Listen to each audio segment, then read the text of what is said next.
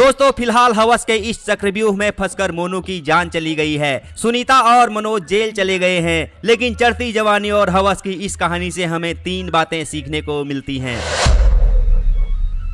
दोस्तों रात के 1 बजे का समय था। मोनू दारू पीकर सोया हुआ था। अचानक उसकी नींद खुली तो बिस्तर से पत्नी सुनीता गायब थी। उसने सोचा वो मूतने के लिए गई होगी, लेकिन जैसे ही उसने बगल वाले कमरे में झांका तो वहां का नजारा देखकर उसके पैरों तले जमीन खिसक गई। जिस पड़ोसी दोस्त के साथ उसने शाम को नहर किनारे शराब पी थी, वही दोस्त उसकी पत्नी की घोड़ी बनाकर ले रहा था। लेकिन अब बड़ा सवाल ये था कि जब 30 साल का मोनू किसी भी औरत को संतुष्ट करने, उसे फुल मजा देने में सक्षम था, तो फिर उसकी पत्नी रिस्क लेकर पड़ोसी के आगे घोड़ी क्यों बनी थी? क्या मोनू उसको मजा नहीं देता था, या फिर सुनीता के अंदर कुछ ज्यादा ही आग थी? इन सभी बातों का विश्लेषण करेंगे, इसीलिए वीडियो को अंत तक जरूर देखिएगा। दोस्तों चढ़ती जवानी और हवस की ये कहानी उत्तर प्रदेश के सहारनपुर से सामने आई है। यहाँ 30 साल का मोनू अपनी 26 साल की पत्नी सुनीता के साथ रहता था। वो अक्सर शराब पीकर घर आता था और खाना खाकर चुपचाप सो जाता था। मनोज की पत्नी चाहती थी कि उसका पति उसे बिस्तर में प्यार करे, लेकिन पति तो शराब के नशे में बेहोश रहता था। लिहाजा सुनीता यौन सुख प्राप्ति के लिए तरसने लगी। एक दिन गुस्से में सुनीता अपने पति के शराबी दोस्त मनोज के घर गई और उससे बोली, तुम रोज मेरे पति को शराब पिलाकर घर भेजते हो। तुमने मेरी जिंदगी बर्बाद करके रख दी है। मेरी शादी को 4 साल हो गए हैं, अभी तक मुझे संतान सुख की प्राप्ति नहीं हुई है, और होगी भी कैसे? तुम्हारा दोस्त तो रोज रात को बेहोश हो जाता है। मनोज ने उससे वादा किया कि आज के बाद वह मोनू के साथ कभी भी दारू नहीं पिएगा। जिसके बाद उसने मोनू से कहा कि यार मैंने तो पीना छोड़ दिया है, अब तू भी छोड़ दे। तो मोनू बोला, दारू है तो जिंदगी है, तू नहीं पिएगा तो कोई बात नहीं, मैं अकेले ही पी लूंगा।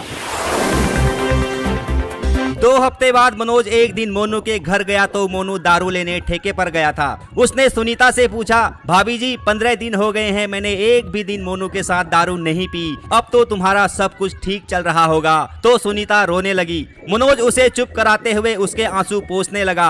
लंबे समय के बाद किसी पुरुष का स्पर्श पाकर सुनीता उत्तेजित हो गई। उसके अंदर हवस हावी हो गई और उसने मनोज को अपनी बाहों में भर लिया। मनोज तो अभी कुंवारा था, उसकी जवानी तो उफान मार ही रही थी। लिहाजा उसने पलक झपकते ही सुनीता का गेम बजा दिया, उसे पूरी तरह से संतुष्ट कर दिया। दोस्तों जब एक बार अवैध संबंधों की गाड़ी चल पड़ती है तो फिर वह मौत या फिर जेल के सलाखों के पीछे जाकर ही रुकती है। लिहाजा मनोज ने मोनू के साथ फिर से दारू पीना शुरू कर दिया। अब तो वह मोनू को ज्यादा पिलाता था और खुद कम पीता था। जब रात को मोनू नशे में धुत होकर सो जाता था तो मनोज उसके घर आ जाता था और रात भर उसकी पत्नी के ऊपर सोया रहता था। सुनीता का पति रोज रात को दारू पीकर सो जाता था और पड़ोसी मनोज उसे रोज रात को जन्नत दिखाता था। लिहाजा सुनीता अब मनोज को ही अपना पति मानने लगी और अपने पति मोनू को कबाब में हड्डी समझने लगी।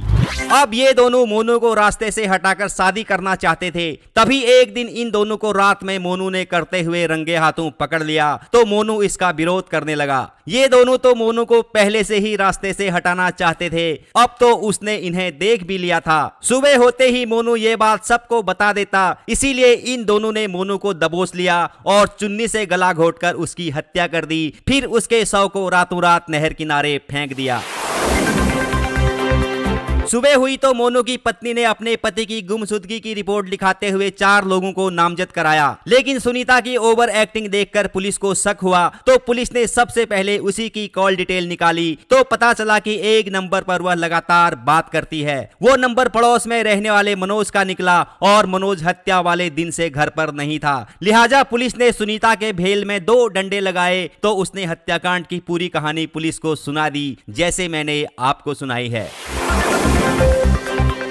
दोस्तों फिलहाल हवस के इस चक्रव्यूह में फंसकर मोनू की जान चली गई है। सुनीता और मनोज जेल चले गए हैं, लेकिन चढ़ती जवानी और हवस की इस कहानी से हमें 3 बातें सीखने को मिलती हैं। शराब इंसान के लीवर को खराब तो करती ही है, साथ ही उसके पारिवारिक रिश्तों को भी खराब करती है। अगर मोनू शराबी नहीं होता तो शायद ये कहानी नहीं बनती। इसीलिए शराब से हमेशा दूरी बनाकर रखनी चाहिए।